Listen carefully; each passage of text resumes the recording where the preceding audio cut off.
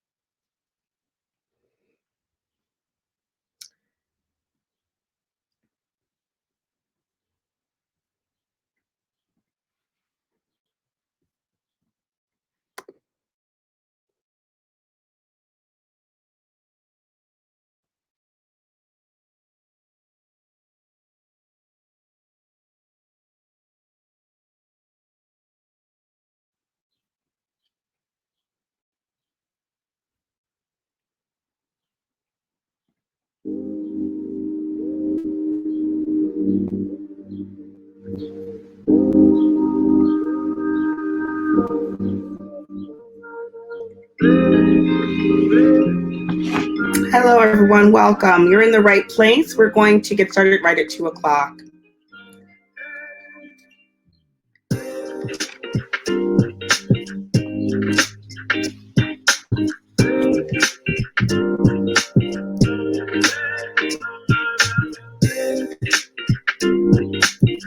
Good afternoon. Brian Schneckenberger's here from Baltimore County Public Schools. Good to see you. Say hi to us in the chat if you're here. Everyone can see the chat, so it's a great place to connect and say hello.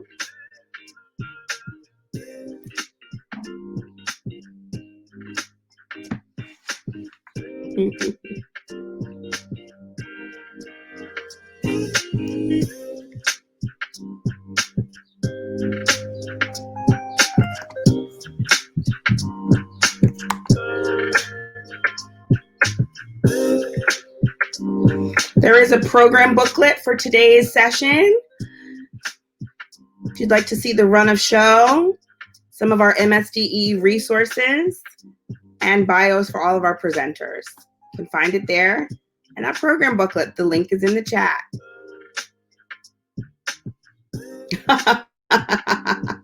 Thanks, Pamela. Prentice is here. Good afternoon to you. Hi, Andrew and Victoria. Michael Bell's here from Queen Anne's County Public Schools. It's good to see you. Dave Hastings is here. Yay! That's great. Steven's here. That's great. Steven, let me know if you're good. Do you need a little dress rehearsal piece, or are you good? Just let me know. Hi, Carol. Good to see you from the Baltimore Symphony. It's great to see you.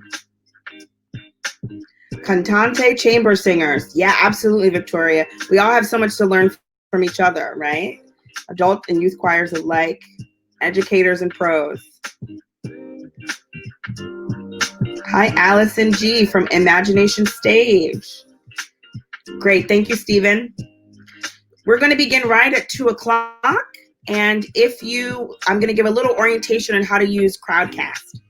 So you'll see we have an active chat going, and it's a great place to connect, to drop in comments to each other. Also to encourage the panelists. If you hear something, use that emoji bar. Really kind of, speak to us. Let's keep this interactive. Hi, Larry Kelly from Encore Creativity for Older Adults. It's fantastic. We love creative aging here in Maryland. It's wonderful. Brittany Jordan's here from Wacomico. If you have questions to ask, we have a really fast-paced session planned. So the questions that you put in the Ask a Question will be questions that will help us formulate our next webinar. So if you have a question, you can pose it there. And you can also vote if there's a question that's already been listed that you also agree with. You can just vote for that question to rise to the top as one of the most prominent questions. If we have time for questions today, oh, Joanne Kuliza's here, my teacher from grad school. Good to see you.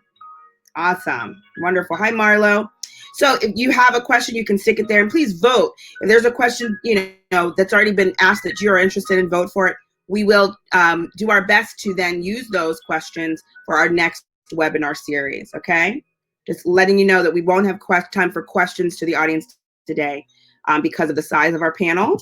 We have a lot of information to share with you, and we value your questions. And we will have another session in weeks to come that explores questions and also gives you an opportunity to ask questions directly to the Fine Arts Office. Hi, Amy. Good to see you. Amy Kahn's here from Baltimore County Public Schools. Sybil from PGCPS is here. Sherry Mervine made it. Great to see you. And Marlo's here from Prince George's. So good to see Irina Bakis is here from Sister Cities Girl Choir. Awesome. It's great to see you. So we're going to get started in a moment. Stephen Borduan is here from the Washington Chorus. We have an incredible panel for you all. I'm going to put the link again in the chat with our program booklet. Actually, it won't let me, so you'll need to go up to the top. Let me try again. There we go. There's the link. Link to our program booklet if you want to see the run of show, you want to see the presenters. Hi, Wendy Broadwater. Good to see you. Yes. Marlo is sending Deanna kisses. I love it. Maryland is such a great place. Such a great place. Everyone is always so warm and welcoming to each other, and we all support each other. Wow, we've got a lot of people here. We're pushing up to 100. We've got 100 people here. Oh, thank you, Judith. Thank you. Tim Bodemer's here from Charles County Public Schools. Doug Byerly is here. My Baltimore County Public School high school choir teacher is here. Doug Byerly. Fantastic. So great. All right, we're getting started. It's 1:59. So I'm going to silence this music. Hopefully you enjoyed it. A little chill hop to start us off. And welcome you. Welcome to Embrace, the professional learning series that looks at ways that arts educators, teaching artists, and non-arts educators that use arts integration strategies in their classroom, our arts education creative workforce, can remain open, curious, and reflective during COVID-19 and recovery.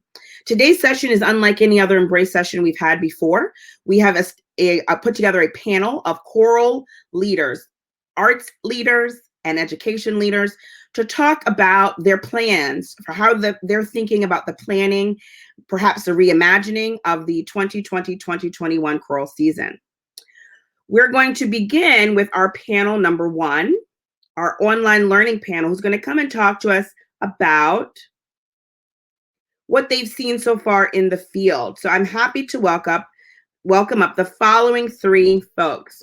We have Michael Bell, the Fine Arts Supervisor of Queen Anne's County Public Schools. We have Terry Eberhardt, who is the Coordinator of Music for Howard County Public Schools. And we have Judith Hawkins. We type her name in here. And Judith is coming to us from Prince George's County Public Schools. Here we go. We're all here in the room together. It's great to see you. Judith is our Supervisor of Vocal and General Music.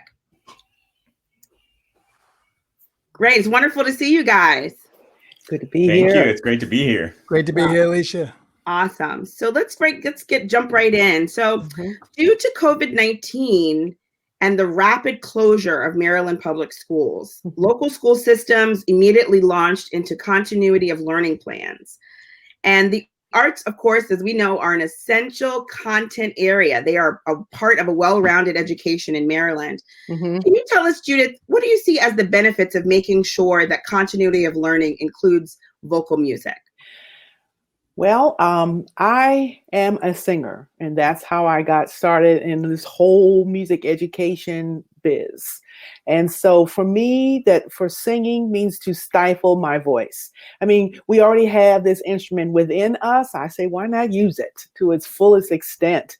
And so while I was looking for things, spiffy to say today, I noticed this quote by Miguel Cervantes, and it says, "He who sings scares away his woes." And Oh, I yeah. think that is essential for what we do with students each and every day. We give students a voice to share their sorrows, their joys, and their anxieties. And if we look throughout history, every social movement has had some kind of singing or song tied to it that unified people, that expressed their message without even so much as a sign. Hello.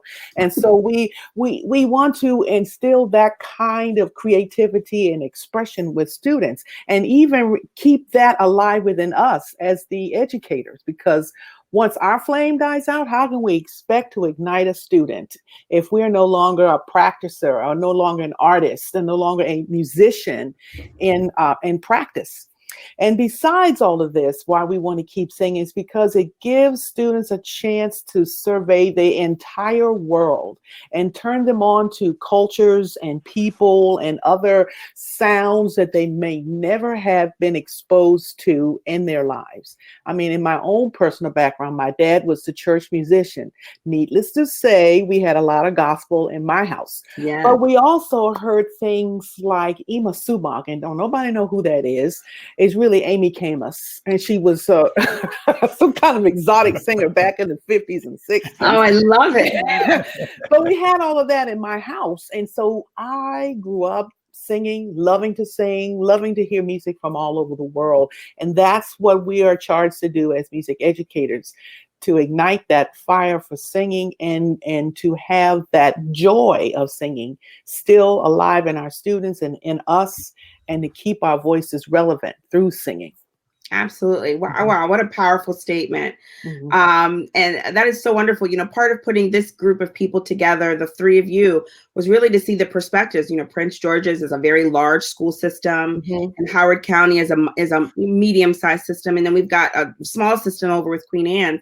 Are you guys seeing something similar in Queen Anne's, that vocal music is helping students during these uncertain times? Oh, it definitely is, Mhm. Alicia. Just the act of singing alone, it allows Mhm. our teachers and our students to just breathe.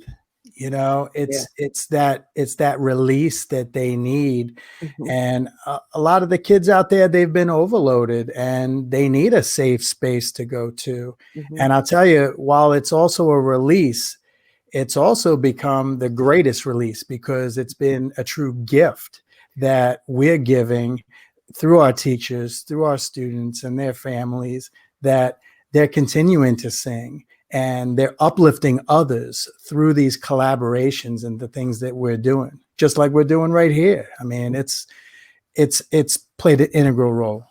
That's fantastic.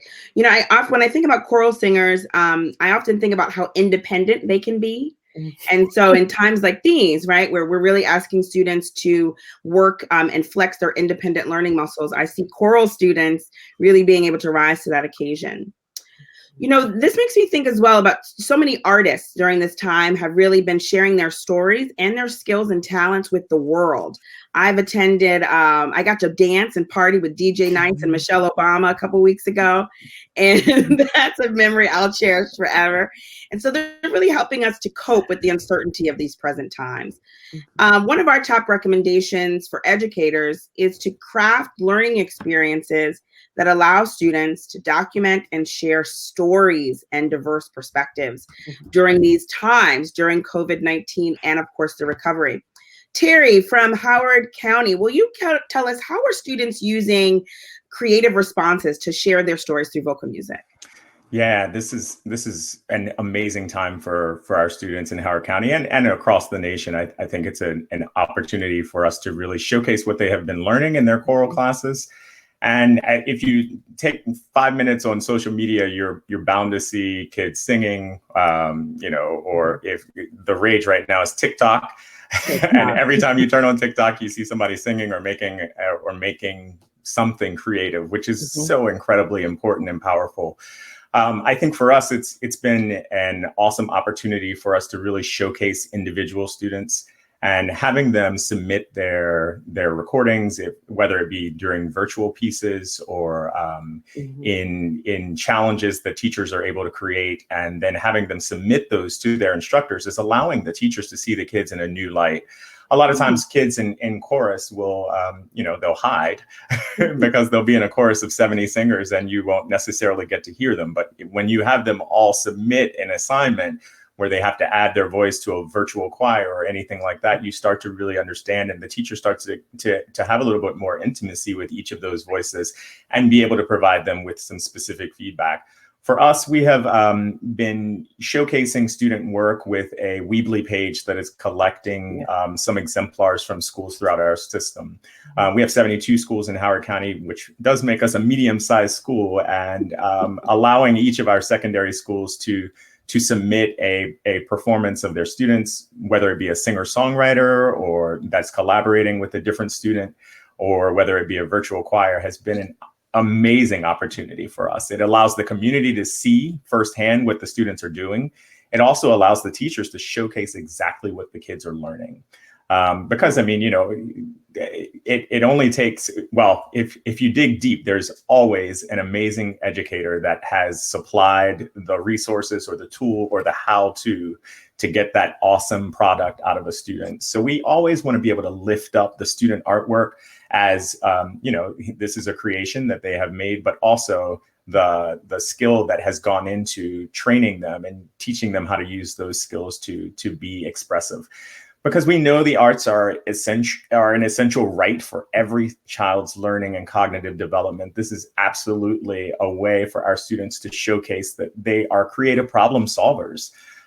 So for us, it's been a powerful opportunity for us to showcase the work that our kids are creating, and we're using all those technologies that I mentioned. We're tapping into TikTok. We're tapping into Soundtrap is a big one. I think through all the school systems, everybody's kind of seeing the collaborative nature of Soundtrap, and we're taking those platforms and allowing kids to have access. And it's great that it's free right now. So yeah, it's been a great time for us. I think that's fantastic. That it sounds like there's some learning happening that when we go back to in-person learning, some of these things will bring back with us. This Absolutely. idea of I joined choir maybe even to hide my voice a little bit, right? But this idea of using technology in a more deep way to assess kids and to drive their learning, to elevate their work.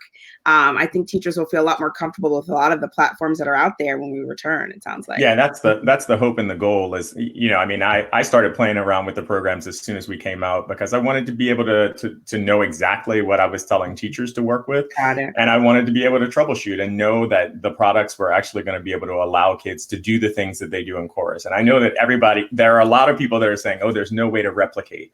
There are ways to come close to it. And we're going to find those ways because kids need it, because our communities need it, and because our arts industry needs us to be on it right now. So we're going to figure it out, and we're going to be at the front of it. Innovation, right? Absolutely. So Michael, will you tell us about in Queen Anne's? How are you seeing students there sharing their stories or sharing stories from their community through vocal music? Sure. I mean, from day one in Queen Anne's County, we're a tight-knit group, and being a small district, I mean, we are first and foremost in the relationship business. And so this pandemic, we found very creative ways through our teachers. I give them all the kudos in the world for the hard work that they've done. We've done it through challenges. And like Terry was saying, challenges have been so integral to part of our process. And we started it with a community-wide across the whole district. We did a challenge called Times Like These.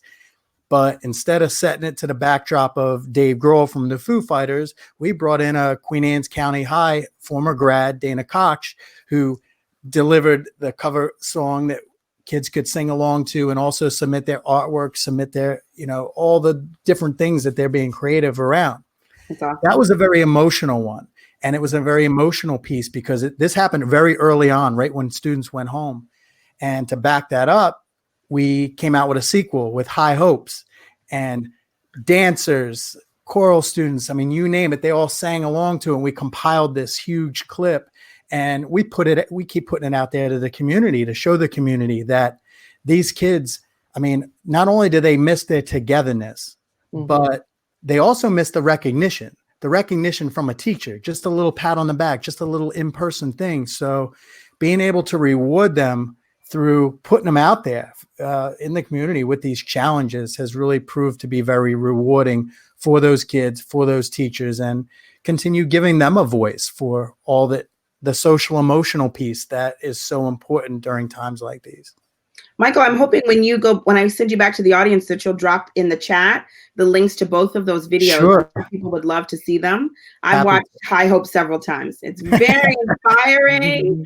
So it's great fun. to see different ages of kids, really feeling confident enough to independently stand and stand up for their community and be a source of inspiration.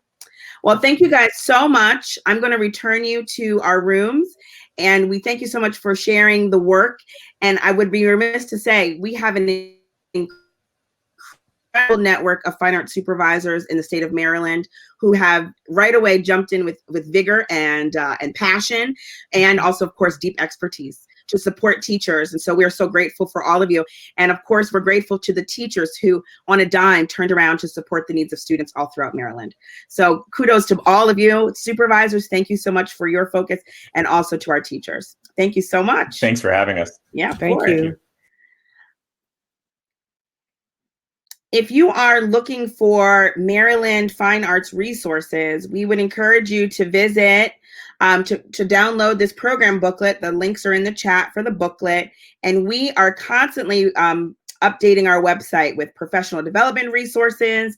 Every week we put out a roundup of all of the professional learning available internationally for fine arts educators. So if you're stuck and you're looking for some resources and free trainings, we only publish free trainings. Please look there, look to our website every week, and we'll drop the link in the chat in a moment. There we go. Thank you. Collaboration. All right, we're moving forward to panel 2.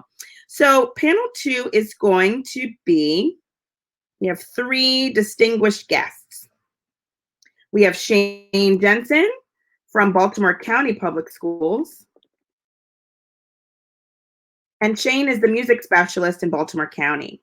We also have Sybil Roseborough, who is our instructional specialist for Prince George's County Public Schools. And we have Jeffrey Winfield, who is our supervisor of fine arts. Looking for you, Jeff. Jeff, can you say hi in the chat, and then I'll be able to find you easier? And find Jeff. Found Jeff, gotcha. Jeffrey Winfield, our supervisor of fine arts for Harford County Public Schools. Hello, Shane. Hello, Sybil. Jeff is on his way in. Great, we're all here. How fantastic. So we're going to get started right away. The MSDE Maryland Together report, which was shared a few weeks ago from Dr. Salmon, shares that Maryland schools will look very different in fall 2020.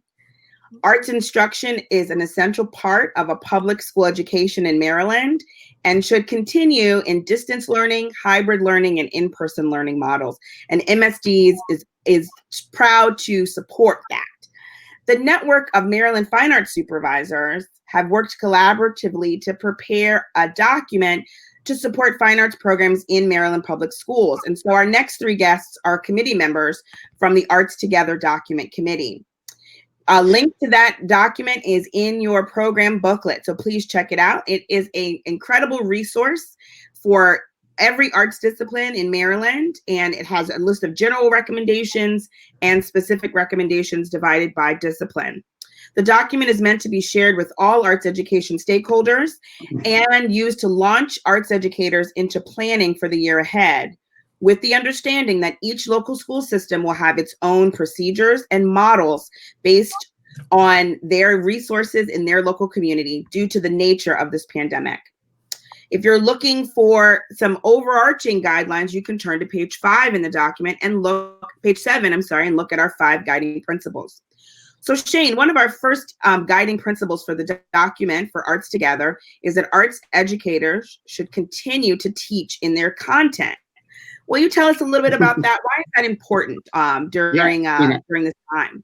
Yeah, I mean, absolutely. It's important that we do continue, but we continue to teach. In the platform when we come back to that, we're adhering to our our physical distancing guidelines, everything that's out there.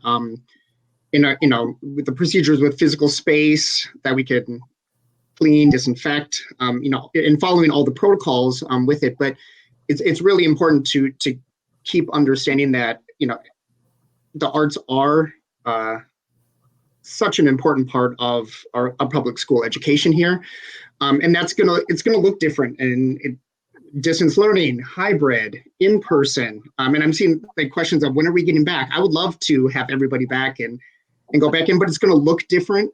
It's going to be shaped different. Yes. Terry brought something up in the last one that we are required to be more creative.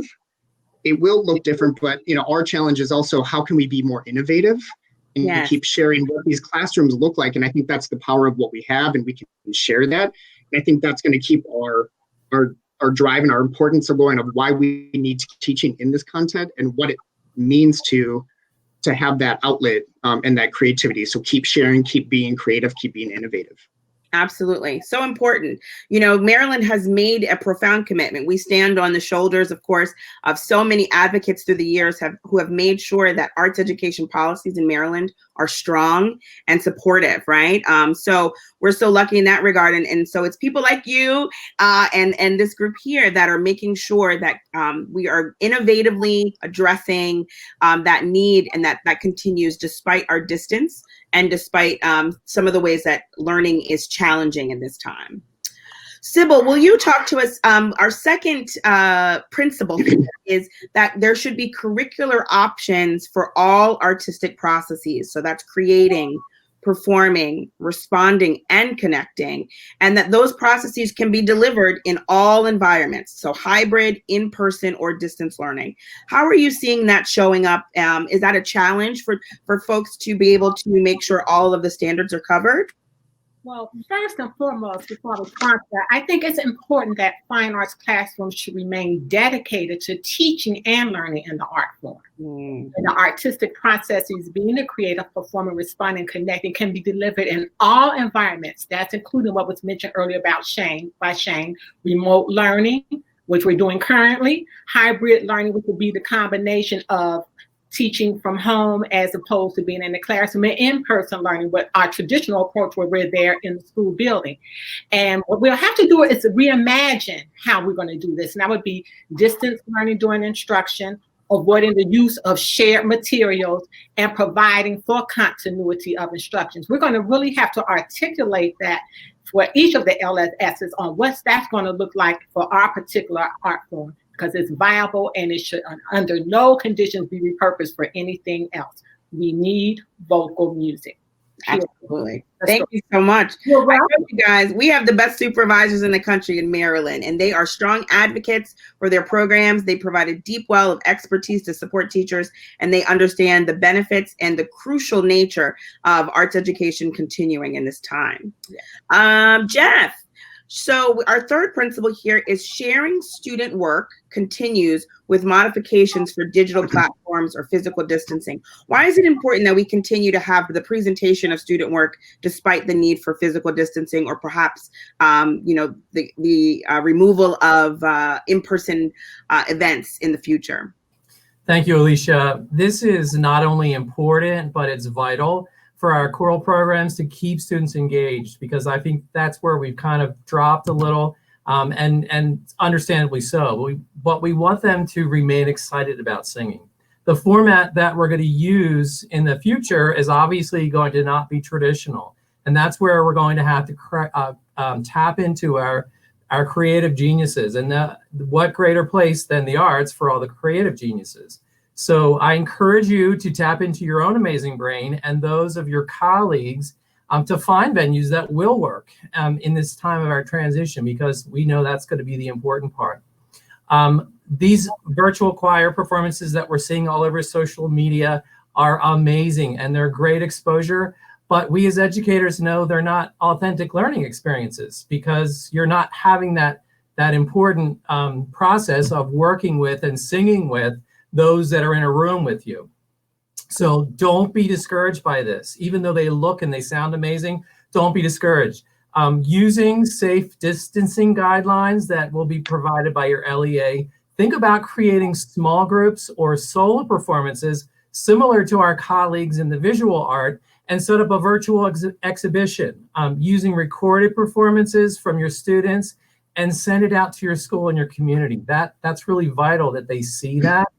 Think also about tapping into your school district resources that were used for virtual or digital graduations. So they have the manpower, they know how that works. Tap into that. Another great idea, I think, is if you have a studio, a TV studio in your school or one in your district, connect with those professionals and find ways that you can then send out performances that you may have recorded from last year. So you're keeping out there. I think the important thing is that we stay connected with our community so that they know that we're vibrant and we're alive and we can't wait to get back together. But really important to connect that way and be positive, be a passionate advocate, not necessarily a zealot, because that's what we need. We need that positive connection right now. And I think that will really help in moving us forward. Absolutely. That's a great point. Shane, we see that teachers in the future, we're going to need, and by the future, I mean tomorrow, teachers and staff are going to need training in the proper sanitization of materials and physical spaces. What might that look like for choral and vocal music folks? Yeah, so I think, Jeff hit on a good point of, we have to keep stuff going, but we also want to keep students, staff, everybody safe. That is primary goal for when we're back indoor spaces, and what does that look like? So, like with all the other disciplines, all the other arts, to make sure that, that we're maintaining our physical classrooms with again, it's the distancing, it's the cleaning procedures, but the guidance from local officials, our administrators, the supervisors, everybody in your content area, school leaders, teachers, stakeholders, everything in there to really develop that plan. That is, and we'll use this, we'll use this document, but we had a great discussion the other day about, just things that sometimes you take for granted of just wiping your keyboard down. Yeah. Just, are we following all of this? Because, there are times we took a lot for granted of just, of keeping spaces clean. So, to constantly examine and going back to Jeff's, distance, and it might look different of, are we doing hybrids online with sectionals? Like, be creative in that space. But, just to be knowledgeable once we get in, what that's going to look like and to keep those standards going.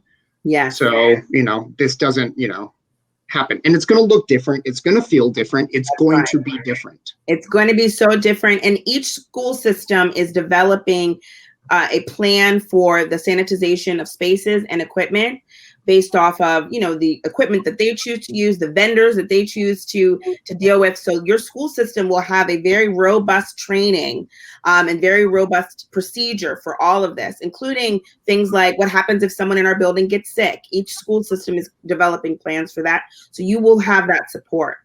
Sybil, can you talk to us about student engagement? And supporting student engagement in and through the arts is one of our key principles, and why is that important? Student engagement in and through the arts is important for the following reasons. One being that fine arts education is a right and not a privilege. With that being said, fine arts educators are encouraged to design lessons with all learners in mind and to engage students in meaningful ways.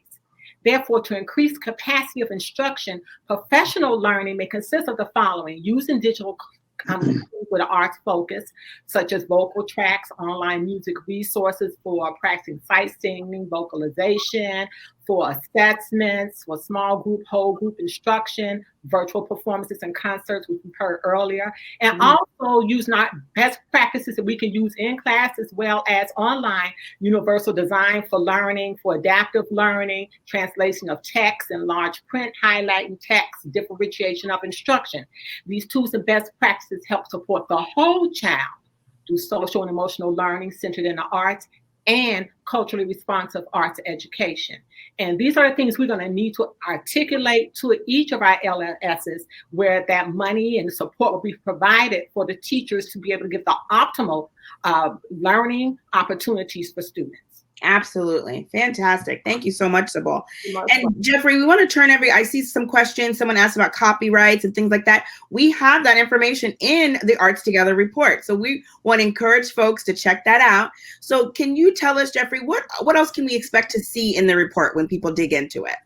Well, first off, I'd like to say that this is a living, breathing document. It's only the beginning. It's not the end. It's not a prescription. It's a guideline and many guidelines. And included in that, we have teaching and learning, maintaining distance, accommodations for smaller student groups, materials and supplies, sanitization, staffing, scheduling, large group gatherings, and most importantly, professional learning opportunities for the teachers. And all of our disciplines in the arts are set up this way.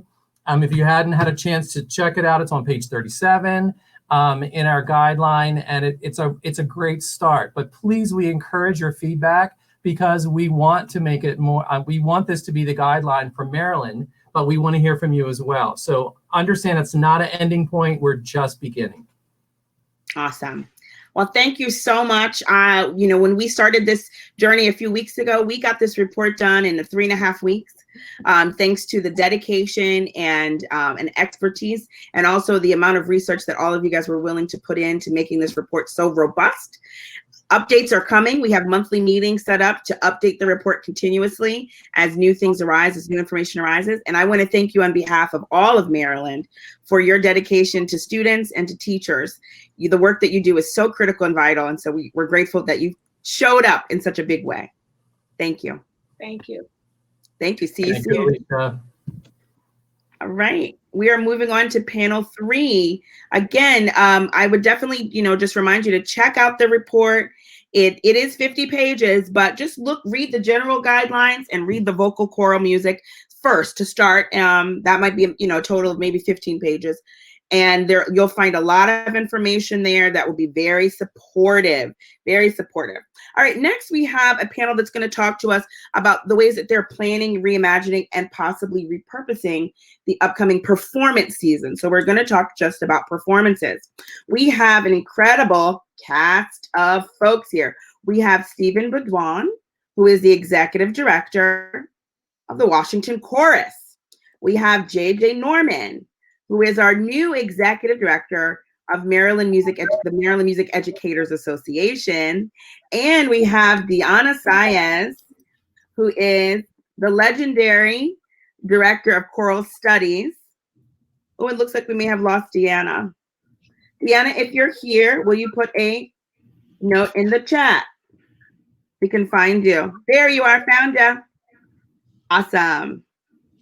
Deanna Saez, who's the director of choral studies for Towson University. Hello. I can't believe, first of all, we're running on time. It's like perfect.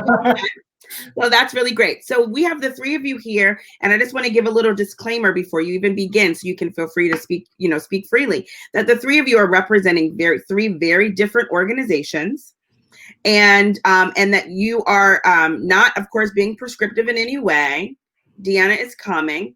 Not being prescriptive anyway, you're going to share exactly, your personal views and what's happening at your institution. Hopefully people can be inspired by those ideas, right? Awesome. All right, so let's start with Stephen. Stephen, how is the Washington Chorus planning for reimagining or repurposing the upcoming performance season? Sure. Can you hear me okay? Perfectly. Great. So thank you for the invite. No one has commented on your rainbow chair. So let me first be the one to comment on that amazing rainbow chair. I hate to correct you in front of 100 people, Stephen, but it's actually a throne. Oh.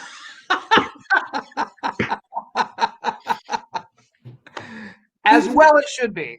Thank you.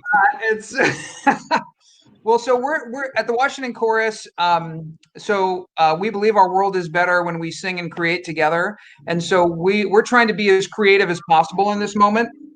And here I'm going to give a couple examples of how we're doing this. virtual choir. So of course, all of you, and we've heard some great examples, are talking and thinking about virtual choir. But one way that we're trying to really think about virtual choir plus is in two ways. So one is commissioning works for virtual choir.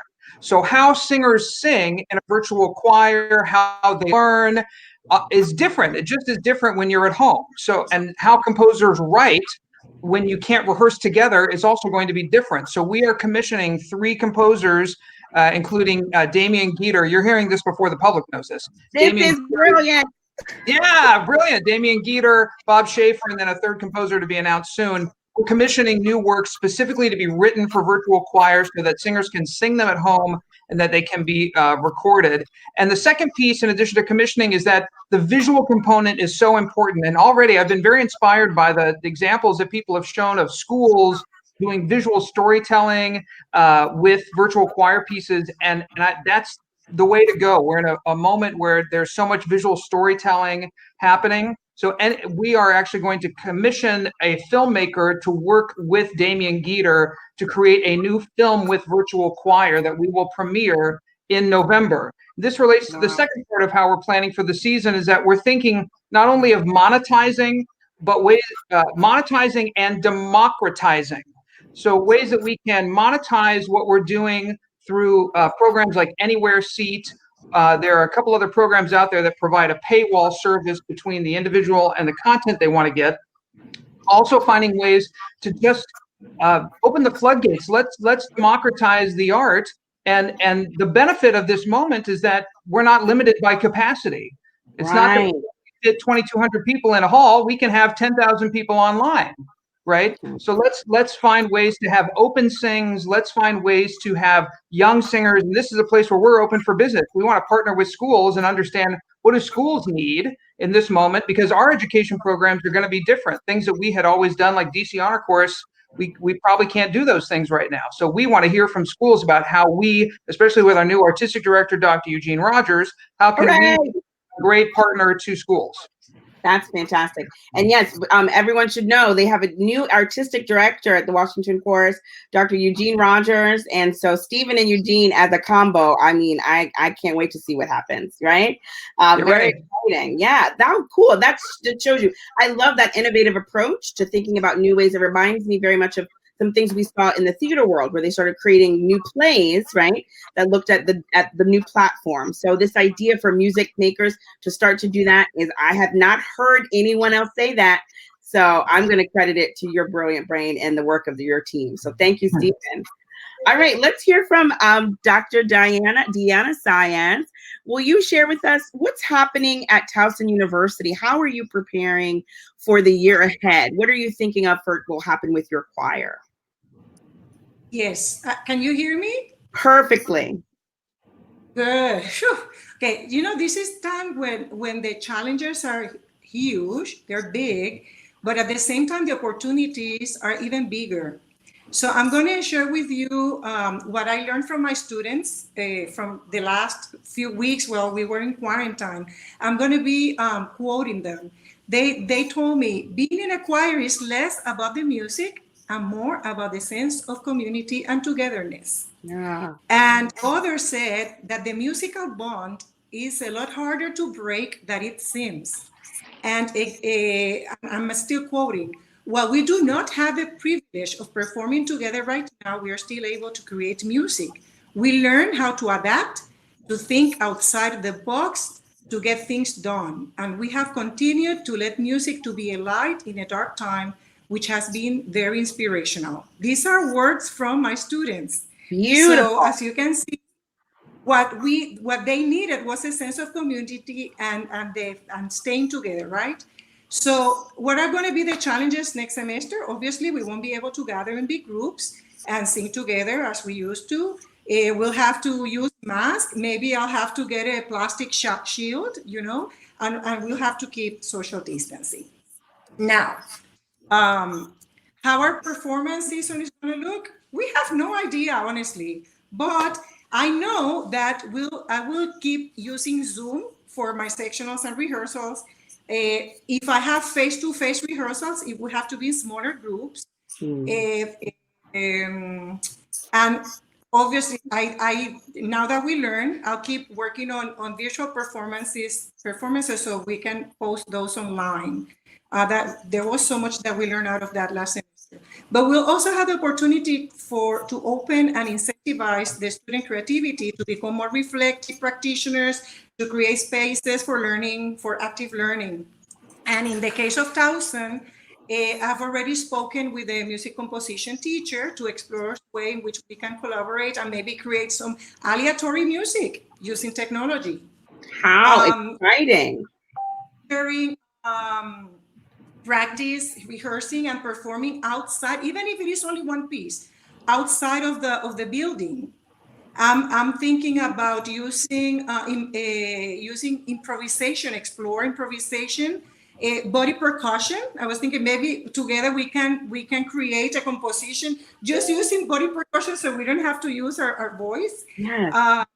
And you know what? We are in a historical crossroad in our country right now.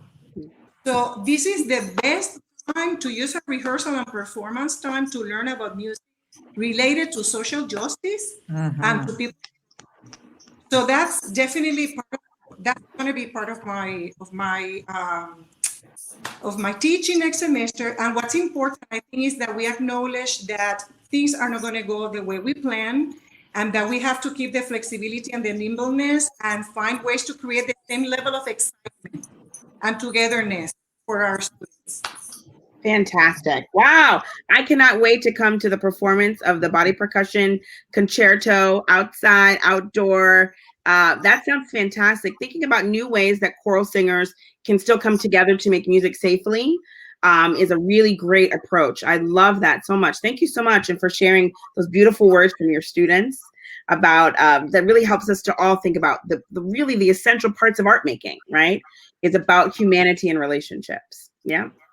JJ, Norman, let's hear from you, our new executive director of music of Maryland Music Educators Association. We're so glad to hopefully give you your Maryland TV debut. I don't know. Yes, absolutely. It is. Awesome. It So absolutely is. MMEA, of course, produces enormous concerts. I would think there would be thousands of children a year, probably, right? Is that kind of the number? Sure. What are you guys thinking of in preparing for the upcoming season? First of all, thank you to you, Alicia, for having me here, and for the Department of Education for including MMEA in this conversation. We are, of course, having to adapt everything. The idea of bringing thousands of people simply shouldn't be an idea, right? So we are looking for ways to ensure that students still have connections to comments and feedback and adjudication from professionals.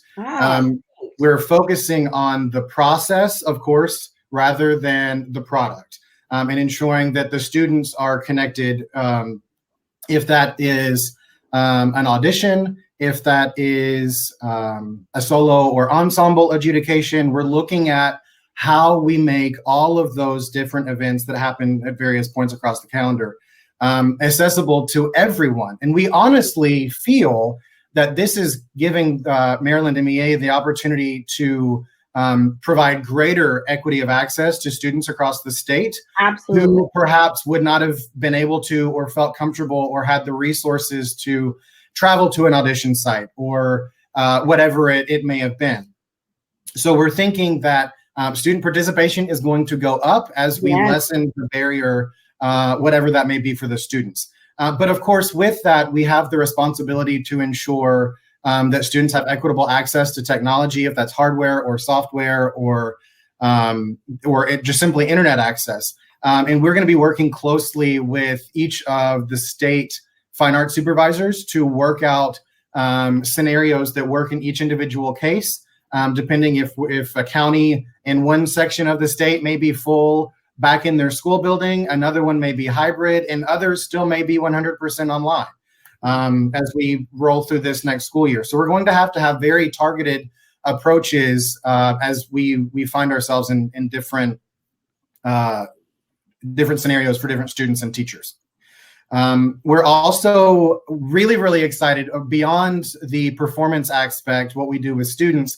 We, of course, have a great mission to support music educators and their professional learning in Maryland. And so while I'm not at liberty to say just yet what we have going on, you will be hearing from us in the next couple of days on a big announcement for a professional development event that MEMA will be hosting over the summer, that we're looking forward to bringing national voices to the conversation and approaching overarching topics that will apply to every music educator in the state, but of course through a very focused contemporary lens that we are living through today. So just a bit of a teaser, and watch your inbox Friday, over the weekend, Monday sometime for an announcement about a big PD event.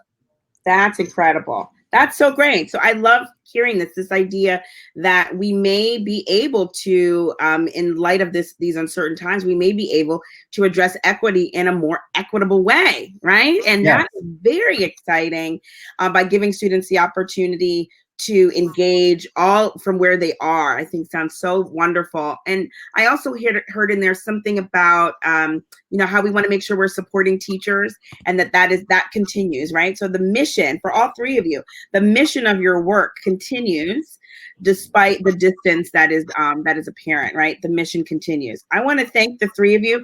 Thank you, Stephen from the Washington Chorus. Thank you, Deanna Sayas from Towson University. And thank you, JJ Norman from MEMA for sharing your plans with us.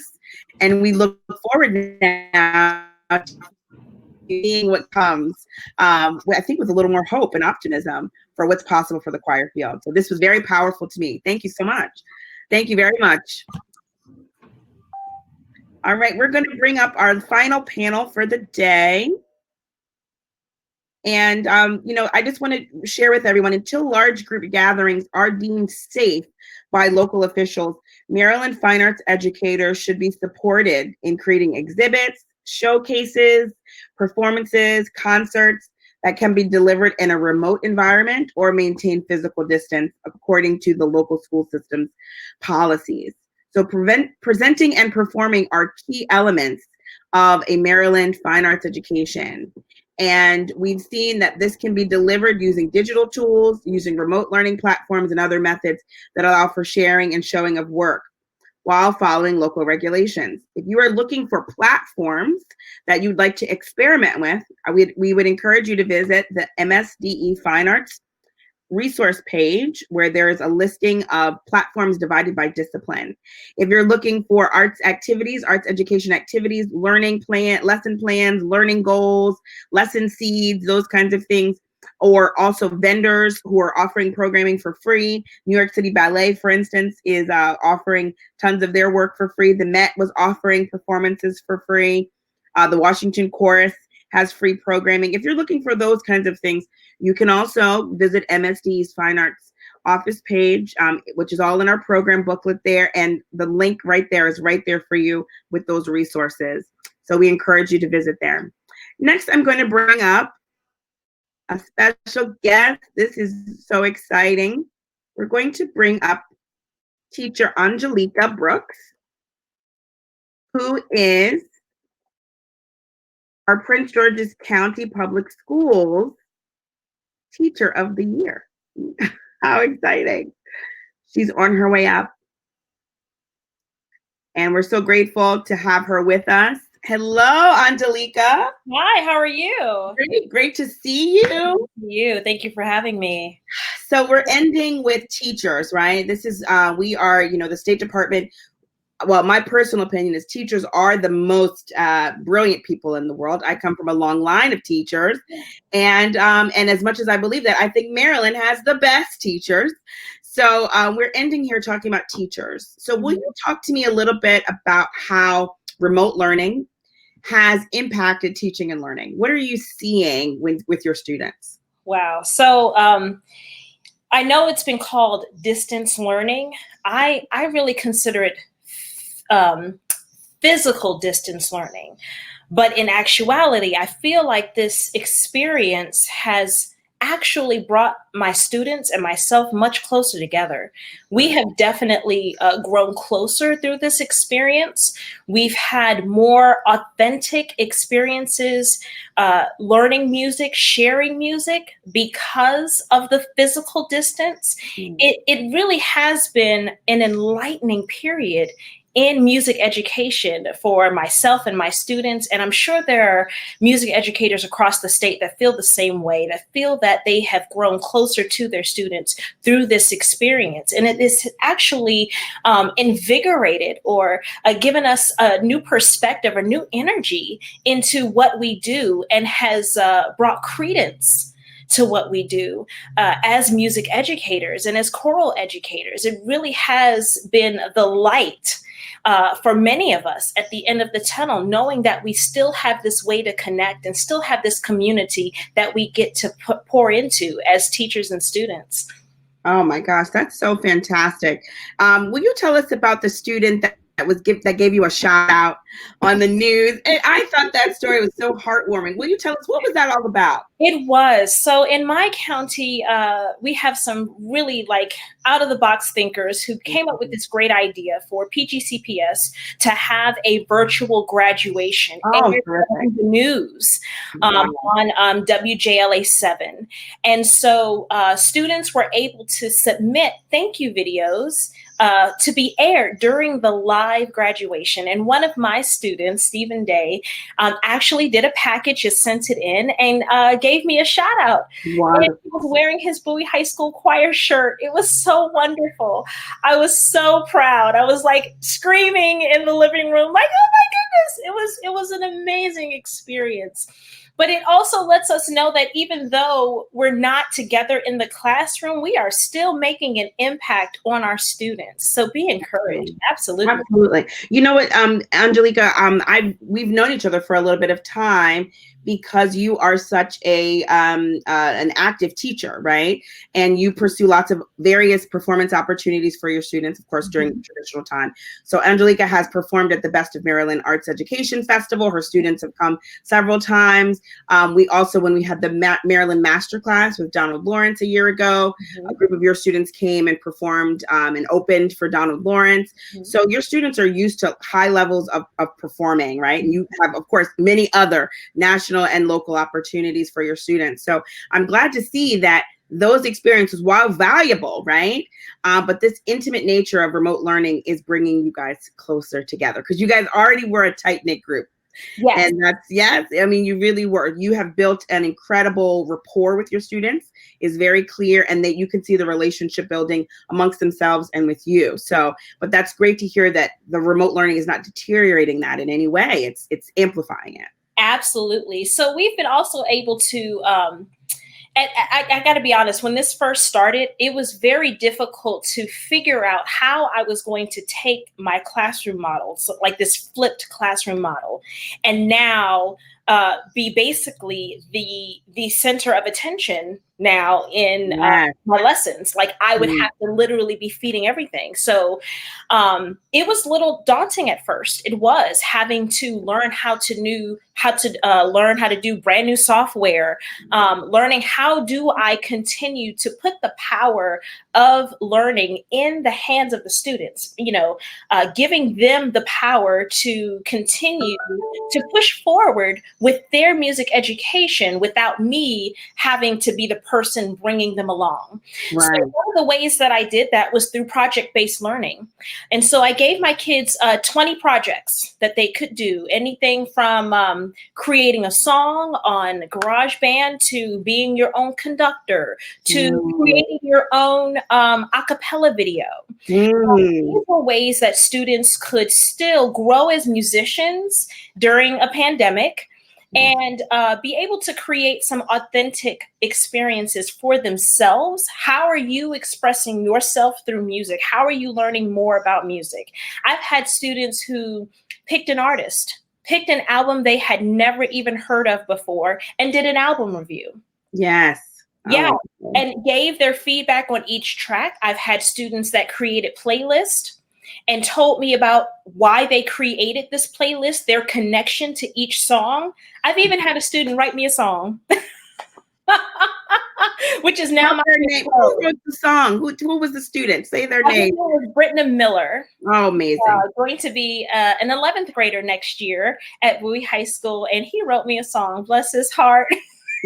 Now my ringtone. So. Oh, That's incredible. That's incredible. So, you know, what's so interesting, obviously the flipped classroom model is a model that we love to see in an arts classroom, especially in an ensemble space, removing the central nature of power. And that can be difficult for teachers to do in a choir setting or in a large music ensemble setting. And we love that you do that and you encourage that. It reminds me a little bit too of some other teachers I've seen, like Sarah Lorick down in St. Mary's, who also has this idea of empowering student learners. And you know, what's interesting is those are the choirs that receive the best marks at adjudication, right? You guys are the folks that, you know, when you turn the responsibility of learning over to your students. But it's fascinating to see you grapple with how to do that online and persevere and find it. Absolutely. So congratulations to you for that. Thank you. Thank you so much. It wasn't easy. I'm sure. We persevere, you know, we persevere, we rise to the challenge, and then we adapt. Yes, you guys do. We're grateful, all grateful for it. I have one final question for you. We just have a few minutes left. This summer is such a unique opportunity for us as educators to learn new skills with time, right? So one of the beautiful things that happened this spring and winter was without a lot of time, teachers, we've heard almost every person in each panel say, I had to learn how to do this and I said, oh, it's a lot to learn. Oh, well, but I had to learn how to do it and I did it for the sake of my students and for the continuation of these programs. Arts Together, our report that we've published, calls for professional learning that could be leveraged to increase the capacity for remote learning, to digital tools with an arts focus, as well as supporting the whole child through social emotional learning that is integrated fully into the arts space, and also looking at culturally responsive arts education as a means of increasing student engagement, but also as a means of increasing, just like you said, those student learning outcomes. So Angelica, you were the teacher for the year for Prince George's County. Will you tell us this summer, hopefully you're resting as well, but what are some of the ways you're thinking about, please do rest, but what are some of the ways you're thinking about continuing your learning over the summer? What are some things that you, some topics that you're interested in diving into this summer? Well, one, I am just finishing up my Admin 1 certification. So during this, I've been able to actually focus more and have more time to follow through with my Admin 1 certification, and I'll be done in the fall. Woohoo! So I'm really excited about that. I've also taken advantage of many of these different outlets that are offering free courses. For example, Borduan is offering free courses online on how to teach popular music in the classroom, completely free through Coursera. That's great. There are many universities that are offering free courses right now in the very topics in which we are talking about: how to be a culturally responsive educator, how to meet the needs and learn about social emotional learning. And this is the time to do it while many of these top universities are offering them for free. Oh, wow. That's such a great resource. Absolutely, to get your certifications, to get your training, so that when you come out of this, not only have you learned how to adjust to all of this, but you now have some certifications under your belt. You now have some training under your belt to not only be a better educator, but to better serve your community. That's fantastic. That's fantastic. I love the idea of folks spending some time this summer really thinking about culturally responsive education, and also ways to also bring in anti-racist theology, I'm sorry, not theology, but theories in place and implementing them through curriculum, through teaching and learning practices. You know, what's the current events in our world right now really demand that we as educators look at ways to allow students to tell their stories, and that we dismantle racism in our classrooms and in our programs. Very important. MSD is committed to that. Did you, please, you share something about it? Yes. I was just going to say that this is a great turning point in society right now, especially in the field of education, because there are many underlying layers of racism that are interwoven into the education model that many of us really do need to take a step back and think about how we can begin to dismantle some of those practices that we never saw before, as putting certain people in a position of privilege while putting other people in a position that don't have that same privilege. this is a great time as not just a society, but particularly in education, because we are serving the needs of students, students of all colors, of all backgrounds. Yes. We as educators need to be educating ourselves on how we can meet those needs better. Absolutely. And I feel very confident, I'm sure you do too, Angelica, that Maryland educators, what I know about Maryland educators is that they are committed to our students, and that when they see gaps in their own learning and their own abilities, they are eager to fill them. So I think that is a really great call to action. The Maryland State Department of Education this summer is committed to a professional learning committee, personal learning community that's centered in culturally responsive arts education. So folks that are interested in learning more and working in a cohort with other teachers from across the state, please make sure you are subscribing to our newsletter so you can be one of the first people to sign up for this free professional learning resource that's coming. All right, so I just want to send us off in style. Thank you so much, Angelica, for your time. I'm going to say goodbye to you, and it was wonderful to see you today. Thank you for having me. Thank you. I told you we have the best folks, the best music educators are Maryland music educators. So I just want everyone to remember that fine arts education is a right, not a privilege. And our COVID-19 response is dedicated to expanding opportunities for all students and providing an even more inclusive path forward for all students in vocal music, but also in general music, instrumental music, dance, theater, visual arts, and media arts. In the weeks ahead, we ask you to join us each Friday for a panel discussion here. We're going through each arts discipline. Next Friday, we have a panel looking at, let me think. Next Friday is dance? Maybe. Visual art. Next Friday is visual art. And the Friday after that is dance. And the Friday after that is theater. So please share that with your other arts education colleagues. I am so thrilled that we were able to present such a robust discussion with you. And please know that this is not the last discussion. It is just the beginning of ways that we want to be accessible to you and stand before you as we are all planning for the upcoming school year for the fine arts. We are grateful for all of you for your attendance, and please share this session with your colleagues. Send them here to watch it later, and we look forward to what's next. Michael Bell will be on the panel next Friday for visual art, and Quanice Floyd from Ames is here, of course. Thank you so much. We are so grateful for all of your support, and we'll see you next week. Thank you so much. Bye-bye.